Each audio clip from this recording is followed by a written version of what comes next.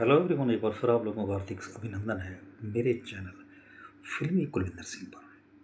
Hello everyone, my name is Kulwinder Singh. तो आज हम इस वीडियो के जरिए ये जानने की कोशिश करेंगे कि आखिर राजेश खन्ना की आंधी, अमिताभ बच्चन के तूफान और जितेंद्र के साउथ इंडिया तूफानी दौर में आखिरी धर्मेंद्र कैसे टिके रहे। बाकी कोई भी अभिनेता नहीं टिक पाया इनके सामने, लेकिन राजेश खन्ना, अमिताभ बच्चन और जितेंद्र जैसे कलाकारों के स्टार्टअप के आगे, इनकी आंधी तूफान के आगे, सुनामी के आगे आखिरी धर्मेंद्र किन वजहों से टिके रहे। तो इस वीडियो में हम यही जानने की कोशिश करेंगे। तो बात करते हैं राजेश खन्ना के दौर की, जो आराधना फिल्म से शुरू हुआ था। तो वो 70 से लेके 69 से लेके कह लीजिए 73 तक चला, जब तक अमिताभ की जंजीर नहीं आई थी। तो इस दौरान भी धर्मेंद्र की फिल्में हिट हो रही थी। लोफर, जुगनू, यादों की बारात, शराफत, यानी कि धर्मेंद्र तब भी फिल्में हिट दे रहे थे। ये 70s का दौर, बल्कि 73 में तो उन्होंने सबसे ज़्यादा हिट फिल्म उन्हीं की थी। एक्चुअली वो सुपरस्टार थे, राजेश खन्ना तो सुपरस्टार थे ही नहीं।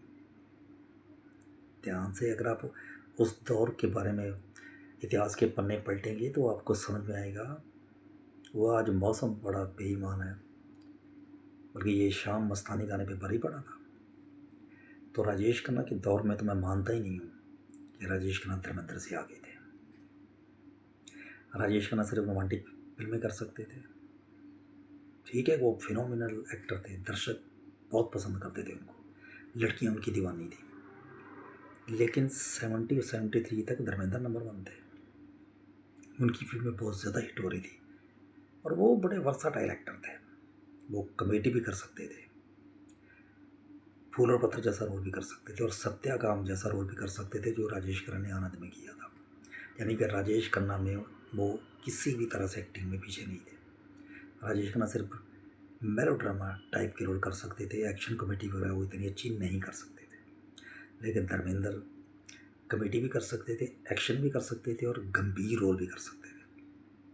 इसका प्रूफ है यादों की बारात, फूल और पत्थर, सत्याकाम और चुपके चुपके। तो वो इस टाइप के अभिनेता थे। तो राजेश खन्ना के दौर में तो धर्मेंद्र एक्चुअली सुपरस्टार थे। राजेश खन्ना ने खुद पब्लिसिटी कर करके अपने आप को सुपरस्टार घोषित करवा दिया। धर्मेंद्र इस तरह के पचड़ों से अलग रहे। तो राजेश खन्ना के दौर में तो धर्मेंद्र नंबर 1 थे। उनकी आंधी में तो वही एक टिके थे। जावेद अख्तर ने भी ये बयान दिया था कि राजेश खन्ना के सामने अगर कोई टिक पाया था तो वो धर्मेंद्र ही थे। अब बात करते हैं 73 की। तो 73 में जंजीर फिल्म टॉप ग्रॉसर नहीं थी, बॉबी थी। और उस दौरान भी धर्मेंद्र की कहानी, किस्मत की, जुगनू, यादों की बारात अमिताभ के विजन के सामने आई हैं। और दर्शकों ने राम बलराम में धर्मेंद्र का रोल अमिताभ से ज़्यादा पसंद किया है। शोले में भी धर्मेंद्र का रोल दर्शकों ने ज़्यादा पसंद किया है। और चुपके चुपके में धर्मेंद्र की कॉमेडी अमिताभ की कॉमेडी पर भारी पड़ी है। तो फिर अमिताभ कैसे नंबर 1 हुए। और थोड़ा आगे चलते हैं तो यहाँ अमिताभ बच्चन की अवर अकबर, एंथोनी, सुहाग, मुकद्दर का सिकंदर चल रही थी। तो अमरकर एंथोनी को टक्कर देती हुई धर्मेंद्र की धर्मवीर फिल्म थी। उनकी परवरिश को टक्कर देती हुई चाचा भतीजा, तो तब भी धर्मेंद्र कम नहीं थे। यानी कि अमिताभ बच्चन के सामने भी वो हिट भेट दे रहे थे। तो कैसे कह सकते हैं कि राजेश खन्ना अमिताभ से धर्मेंद्र पीछे थे। तो इन दोनों तूफानों का उन्होंने मुकाबला किया। फिर जितेंद्र की एक आंधी आई थी 1983 से 2-3 साल।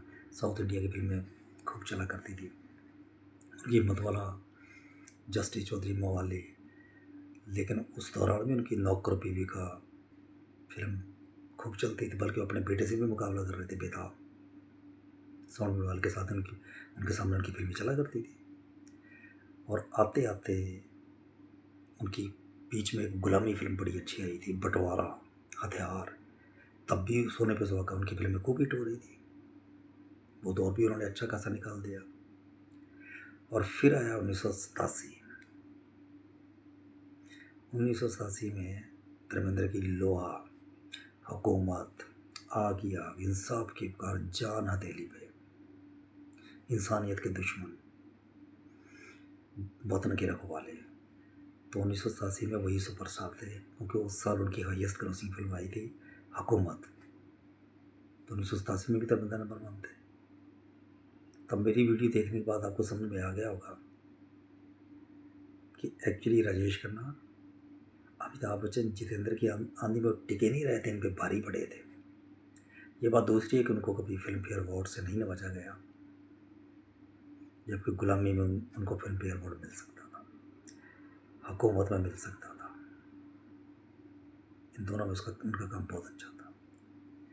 धर्मवीर में मिल सकता था, प्रतिज्ञा जो 1975 में आई थी, और शोले फिल्म एक बहुत ही क्लासिक फिल्म थी। तो इस तरह से धर्मेंद्र हमेशा ही इन तीनों पर भारी पड़े हैं। उम्मीद है कि आपको वीडियो पसंद आएगी। Thank you very much for watching my video.